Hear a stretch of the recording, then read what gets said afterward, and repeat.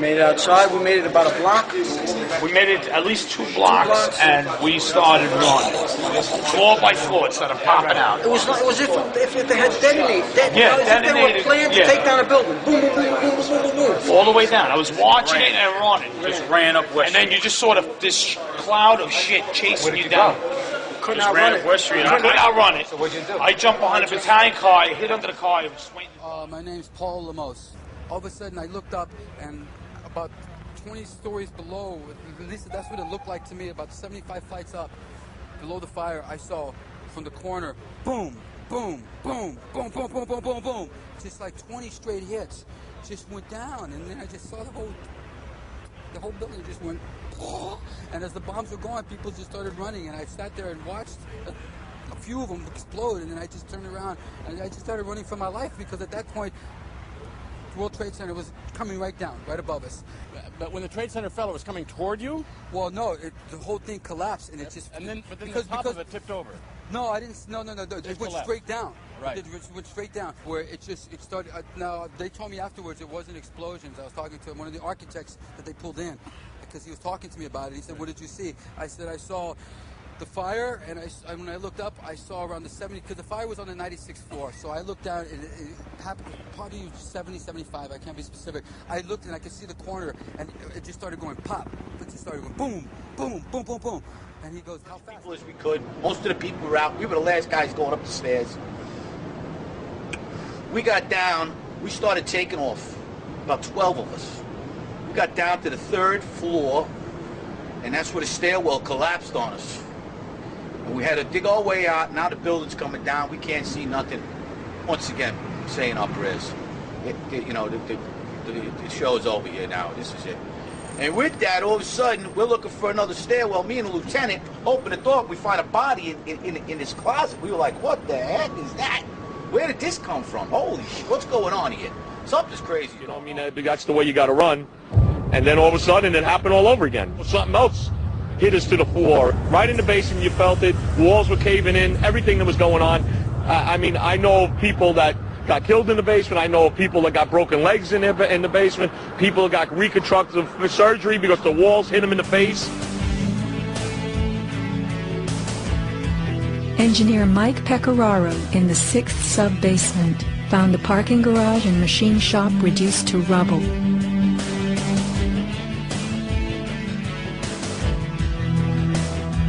Rescue firemen and civilians spoke of hearing explosions throughout the towers. Firefighter Lou Caccioli told People magazine that as he and others evacuated workers, bombs were going off inside the building. Explosions stalled elevators and filled entire floors with smoke and debris. An eyewitness who said there was an explosion on floor 7-8.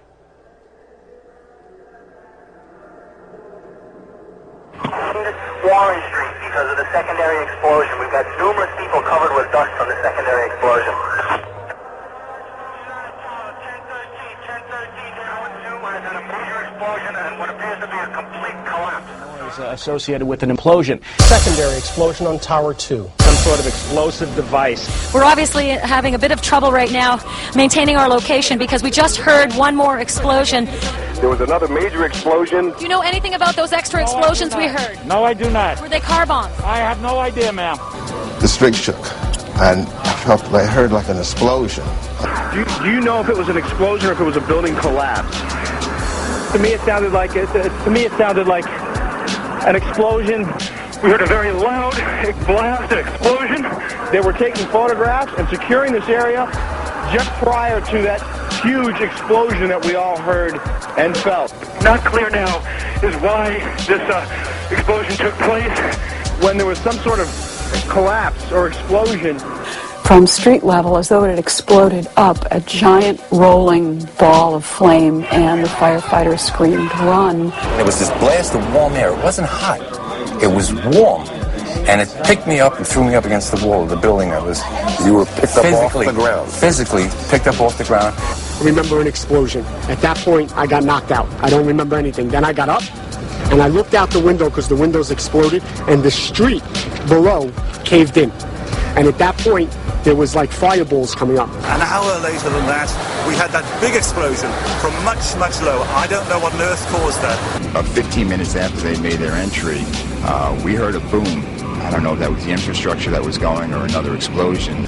Again, there has been a second explosion. John, just seconds ago there was a huge explosion, and it appears right now the second World Trade Tower has just collapsed. All of a sudden I heard rumbling, and we all started running away from it. The glass blew out and threw me onto the sidewalk, and I couldn't see for 20 seconds. It was like holy hell coming down them stairs. And then when we finally got to the bottom, they were coming out on the mezzanine level there. And another explosion came right from it because everyone flying. We stuck on the stairs for a while. We finally got down to the lobby. Then we get to the lobby, it was this big explosion. So I was real lucky. I don't know what happened to the people behind me when that blast occurred. And was actually on the 78th floor of the second tower, and was evacuating the tower, and experienced all these explosions and made his way back down. We presume because of the initial explosion there may have been secondary explosions as well that were detonated in the building by these terrorists. There was a secondary explosion, probably a device either planted before or on the aircraft that did not explode until an hour later. I heard a second explosion and another rumble and more smoke and more dust. I ran inside the buildings, the chandelier shook, and again black smoke filled the air. Within another 5 minutes we were covered again with more silt and more dust. And then a fire marshal came in and said we had to leave because if there was a third explosion, this building might not last. Eyewitnesses also reported that explosions had taken place in lower levels of both the North and South Tower. Here it comes. They were having coffee in the World Trade Center when the first plane struck. And all of a sudden it sounded like, I don't know where the subway is, but it sounded like a subway collision, a bomb, and it was just pounding, boom, boom, boom, and I literally thought the subway had exploded. And the ladies that are with me were in the World Trade Center in the first building and escaped through the lobby where they report they believe there was a bomb in the lobby. Just get out of the tunnel in the blue. The subway tunnel? Yeah. Yes, I was right there. I was down in the basement, came down, all of a sudden the elevator blew up, smoke. I dragged the guy out, his skin was hanging off, and I dragged him out, and I helped him out to the ambulance. And when I got up to the concourse level, it was just like gunfire, and then just three big explosions. And even the turnstile was burnt and was sticking up, and they just told us to run. I heard the first explosion, and the elevator blew up. And as we were coming out, we passed the lobby. There was no lobby. So I believe the bomb hit the lobby first, and a couple of seconds then the first plane hit. Firefighter John Schroeder arrived in the lobby of the North Tower shortly after the first plane struck. So we're standing there in the lobby, we're getting all together. All of a sudden, we hear... I look down to my right, and the elevators exploded, something out of like a Bruce Willis Die Hard movie. People just come running out of the elevators on fire, fireball. I mean, it was like, what is going on here? Something's up here. I mean, the plane's up there, now there's fire down here. People run around all on fire. This is crazy. So we were heading up to the 24th floor of the stairwell, and all of a sudden we heard, Mayday, Mayday, second plane, second plane. Swift, we're looking at each other like, come on, second plane? There's no way there's a second plane. Within seconds, our building got rocked. We got bounced around in the stairwell like pinballs, man. And we just said, you know what? Time to go. We got down to the lobby, and everything was blown out, exploded. Everything was... And we were the only ones in the lobby now. We're going, wait a second here. Where is everybody? Because the building was coming down the outside. They moved to the command post, the World Trade Center, too. So now we're like, we didn't get no where is everybody? We were in the lobby. All it looks like everything was exploded, everything was gone. We're like, what is going on here? We didn't know. We were like, this is crazy. But for every window in the lobby to be exploded, I mean, them windows were like as thick as forget it. They were 2-3 inch glasses. Come on. They exploded out of the lobby. Something. It wasn't from the jet fuel. No way. The elevators exploded. They were down from the lobby. The lobby was over here. That should never have happened. Something would happen there, and that wasn't. We came down. It looked like a bomb went off in the lobby. There was no fire. It just looked like a bomb went off. So, how was the largest and most puzzling architectural failure in history treated? The steel from the World Trade Center was mostly shipped overseas, eliminating any possibility of independent investigations.